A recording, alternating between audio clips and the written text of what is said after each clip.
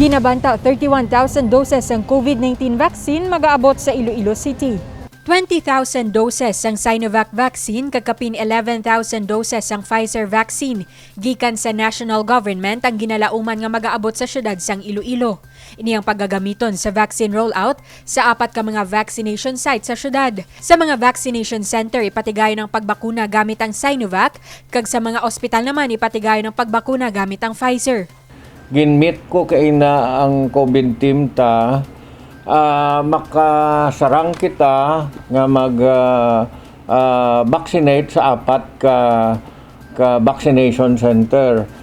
Ang CPU, ang Icon, Ateneo, kag San Agustin. May 8 na ka ospital nga ma-agree nga ma-vaccinate man sila para sa aton, no? Ginalauman man sa masunod nga bulan ang pag-abot sang 18,000 doses ang AstraZeneca vaccine nga ginbakal sang syudad, kag may mga palaaboton pa nga bakuna gikan sa national government, kaangay na lang sang Novavax kag Covaxin. Masugod na abot ang gin-procure ta sa July. AstraZeneca 18,000 for July, and for August 28,000. Dason sige na siya. I do not know kung pila kay way pa sila nag-commit kung pila sugod September. Ang ato Novavax maabot man sa last quarter, no? So matanaw ta na September, October, November. Ang Covaxin nga gin-procure ta, nagpromesa sila, madala sila, mapaabot sila by August 25,000 doses. Sa tiyon magabot ang mga nasambit nga bakuna, sarang na nga mabakunahan ang yara sa A4 group o kon mga economic frontliners. A1, A2, A3, A4.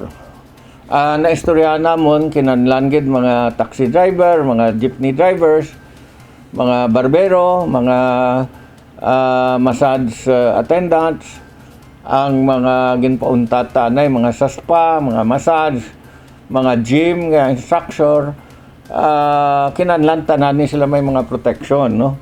And importante nga pag-abot sa mga vaccines ta, mabira-bira gid kita inoculation. Sa subong kapin 1.86% o kung masobra 8,000 pa lang ka mga individual ang fully vaccinated sa syudad sang Iloilo. Maliyo pa ini sa target nga 70%, agud malabot ang herd immunity. Dugang nga COVID-19 vaccine ang panawagan sang Iloilo City, agud mapadayon ang vaccine rollout. Kapin 350,000 ka mga residente kag 100,000 ka hindi residente apang nagatrabaho sa Iloilo City ang target nga mabakunahan batok sa COVID-19.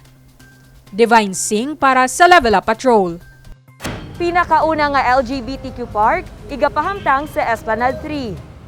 Masako sa pagpanghilamon, panglimpyo kag pagtanom sa mga bulak ang grupo ni John Jessner Punsaran, Barangay Kagawad sang Nabitazan, La Paz. Siya kag ang iban pa nga miyembro sang LGBTQ community ang nagabuligay agud mapatahom ang Esplanade 3. Diri nga lugar man igapahamtang ang pinakauna nga LGBTQ park.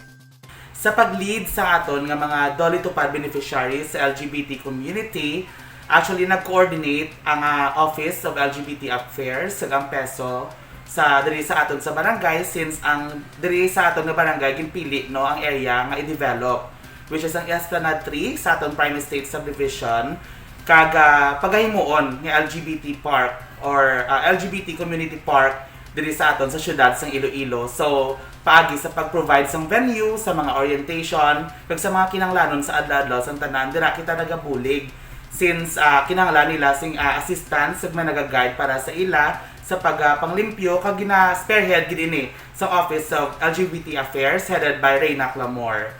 Subong pa lang, excited na ang ila komunidad nga matapos na ang parke. Siguro ako tinitila ni isang program no sang tunog gobyerno since last month or 2 months ago, nagasugod naman diri nga daan ang Dolly Tupad nato ng mga beneficiaries nga na-assign sa beautification. So dito na sila naka-assign sa Esplanade 3, kag we're very happy gid no nga nakita naton ang development dito nga area because halin sa puro lang hilamon no, so puro na dito mga kabulakan. So manami gid lantawon naton no kag malabayan naton, especially kung ma-develop na ginto kag matapos na sing aton nga mga brothers and sisters from LGBT community we know nga ma-develop pag dito nga area kag maging tourist spot diri sa Iloilo soon. Dako ini nga bulig sa liwat nga pagbangon sang pila ka mga pumuluyo nga nawad-an sang trabaho. Sang Hunyo 9 sini nga tuig, opisyal nga nagsugod ang LGBTQ sa pagpatahom sang lugar. Thankfully kita kay nga ang Esplanade 3 subong lapit sa Nabitasan nga area no gina-consider naton in ang LGBT park. No, so ang aton nga mga kauturan, brothers and sisters sa community, dira ginasan kang ilang obra, ang ginobra is landscaping. Nag-obra sila sang garden kag ginapamatamat pagwapa gid ang ina nga LGBT park soon to be naton. First time gid nga may ara sang Esplanade nga para sa aton nga mga kauturan, and we are very much thankful kay Mayor. Ginagaan kita sini nga opportunity nga ginapakita gid nga very inclusive gid ya ang syudad sang Iloilo para sa amon nga komunidad. Hindi lamang dugang atraksyon sa syudad ang LGBTQ Park. Pinaagi sa tupad program sang Department of Labor and Employment, nahatagan man sang trabaho ang pila sa mga miyembro sang LGBTQ community nga nadulaan sang palangabuhian bangod sang pandemya. Tagapasalamat gid sa efforts ni Mayor Jerry Peñas kag kabulig naman sa aton nga Department of Labor and Employment. Gahatag gid kita sa bulig subong sa mga 830 ka mga displaced workers sa tanan nga mga barangay sa Iloilo City. Kag gahatag man kita sa additional paggid nga mga dolitupad nga gastrolog sa aton sa mga lain-lain paggid nga mga sektor nga mga nadulaan sa obra sa sini nga pandemya. Ang aton nga dolitupad no bulig kagid ini para kahit papaano mai-augmenta ang ilang nga mga pangabudlay nga ginabatsyag subong. Though hindi siya sang permanent solution, pero at least maka-jumpstart sila sa ilang career habang gapangita sang obra kag habang gapangita sang sakto nga employment para sa ila. Magatakop ang Dole Tupad program sang LGBTQ community sa Hunyo 25. Sila ang makabato naman sang masobra 5,000 pesos. Dane Raffles para sa Level Up Patrol. Mga lugar nga ginahabuyan sang basura sadto ang ginhimo nga pocket forest sa Iloilo City. Masako sa paghunol sang tanom ang mga tinawo sang City Agriculturist Office sa Kaingin Nursery sa La Paz.